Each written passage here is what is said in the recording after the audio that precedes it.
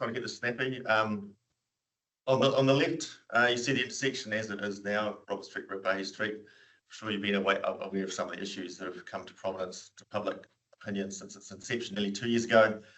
And a big one is traffic congestion caused by traffic backing up past the restaurants on Roberts Street. Notion for motion today is for a roundabout, temporary for the moment, but one I believe could end up being permanent in a very similar form. We had a brief workshop the week before last where council staff were directed to look for some.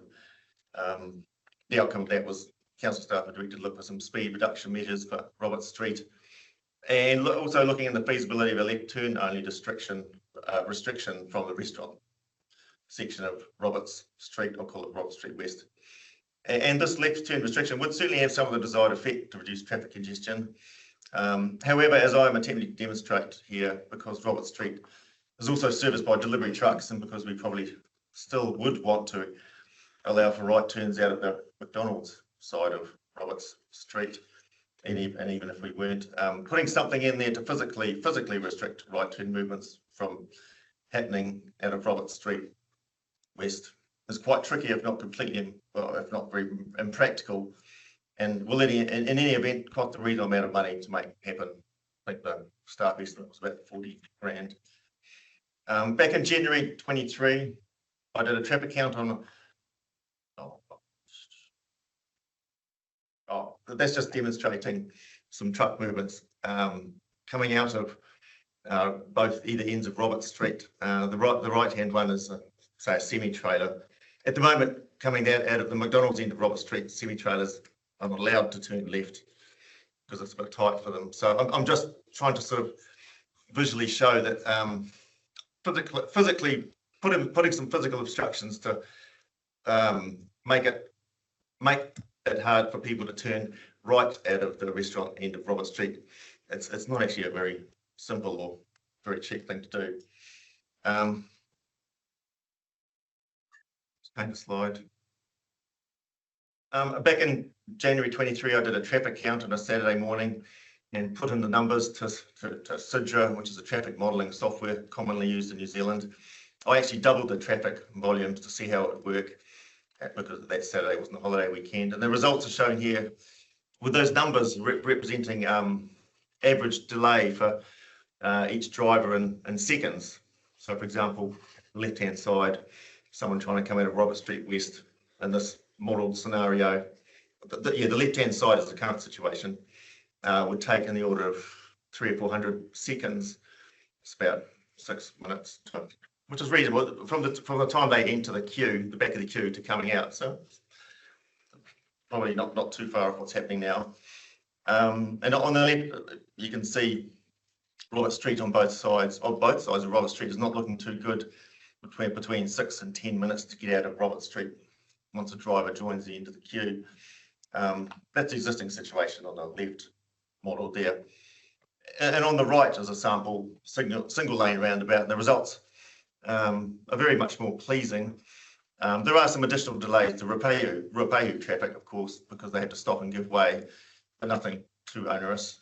And of course, the problem with these traffic models is it all depends on the data you put into them. And people who drive cars are not as predictable as water or steel.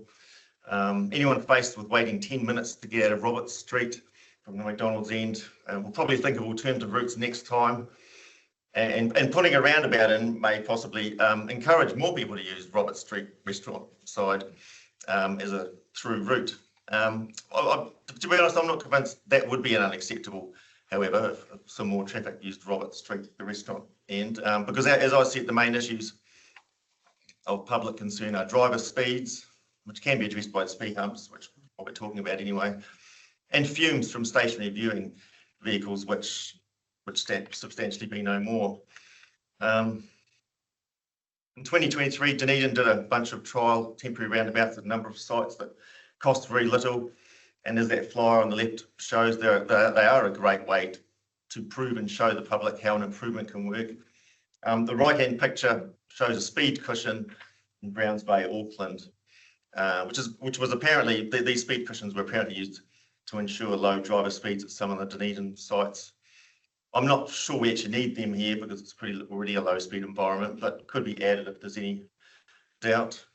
And last slide, finish up here. Basically you see what you see on the left is what you get. And there is very little to it really. A few signs, some road marking, and a small marked or slightly raised island in the middle. And because the centre island serves no more practical function than to advise that it's actually a roundabout, it could even be painted on. The Dunedin examples cost no more than about 15,000 all up, and I believe we wouldn't be talking much more for here. Perhaps a little bit more if we decided to use the speed cushions. This is a very low cost improvement. I believe it could be readily used from existing budgetary commitments.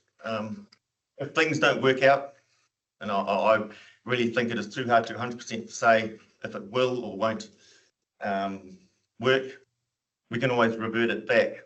I've left the timing of it open in my notion of motion, because ideally it would be in conjunction with the speed reductions on the rest of Roberts Street so that there's no excuse for any speedsters. So that's all I have to. Right, thank you, Councillor. Yeah. Any questions, Councillor Leonard?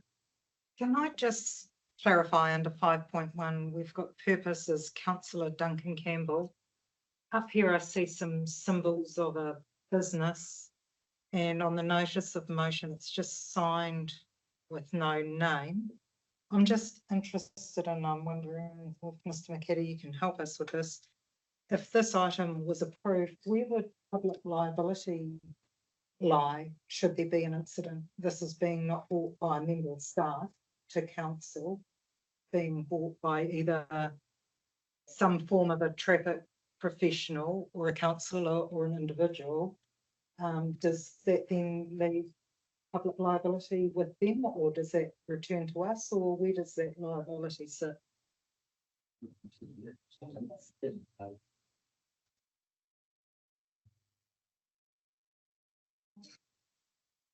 I think ultimately, if councillors were minded to pass the motion, then liability is a council decision, right? So liability would sheet back to the council as an organisation. The use of the trans professionals label on here, I don't see that so much of a conflict of interest in the sense that I don't see that the councillor has a duty to the council that's necessarily conflicting to its duty to trans professionals, but it's more so probably a lack of appreciation or more so just a lack of recognition of the divide between governance and the operation. It's probably in my view that's what's going on here rather. I can say something on that. I mean, as a road controlling authority, whatever this council does, it takes responsibility. You can count me as just someone who knows some stuff, making a recommendation. That's all it is. In terms of we had a workshop on this. Seemed that a roundabout was being ruled out at that time because of cost. And I suggested that it certainly wouldn't cost nearly as much as we thought. In fact, it would cost a lot less than what we were already proposing. So that's why I decided to come back via this route. Councillor Rankin? To be fair, I just want to acknowledge that there are a lot of the public who think this is the ideal solution, and I know that the previous deputy mayor wrote to you and I, David, and begged us to put a roundabout in there. But when you say, Duncan, that Councillor Campbell, sorry, that it could cause more traffic, for example, that really worries me. But don't we also have a hotel going in on the corner, and wouldn't there be complications for that hotel? And didn't we talk about this before? So it's not. It might look to lots of people as a simple outcome, but is it actually? Any other points of clarification? Councillor Park, sorry. Through the chair, just to reiterate, Councillor Rankin, exactly why it was ruled out was not just cost, it was because there is development ready to go anytime, and it's not up to us to decide when that is. And to put in, to use ratepayers' money on a whether it be free solution that may or may not work from someone who knows a bit of stuff, I think it's completely irrelevant. We've been told to button down and stick to basics, and I'm not prepared to spend or support anything and spending money on something that will basically be ripped up and then have to be redone based on a brand new scenario of what will go on that empty site once it's developed. So I will not be supporting this notice of motion. Say, I'm not. to those points of the development happening on the east side. I mean, it all comes down to what are your options? I'm strongly suggesting that this would be a much better option for that to consider, if only for that consideration, that would work better in that scenario myself. And not only that, I mean, this is cheaper than doing what the other option we were talking about, which is restricting turns, which I could see causing more problems personally. Councillor Weston? Most probably just a little bit confused. Is this just going to open up for any of us or anyone to put a motion forward to a meeting when we've already had a meeting a couple of weeks ago from the staff who've done their research, presented us with a couple of options. We've had a conversation back with them. We were expecting our team to come back with the solution, not independent, standalone people. I just think this is a very strange motion, and I won't be supporting it. Okay, all right. Do you want to move your motion, Councillor Campbell? The motion that council direct officers to undertake the implementation of the mini trail for the intersection of Robert Street. You happy to move that? Yes. Yeah. Hold on. Sorry, the notice of the motion is given a questionable timing, so that would have to be amended. I mean, sorry. Okay. If this should happen, my recommendation is that it should happen at the same time as the speed reduction measures, which we are talking about doing there. In any case, perhaps Roger can clarify. Roger can clarify the timing of that on that.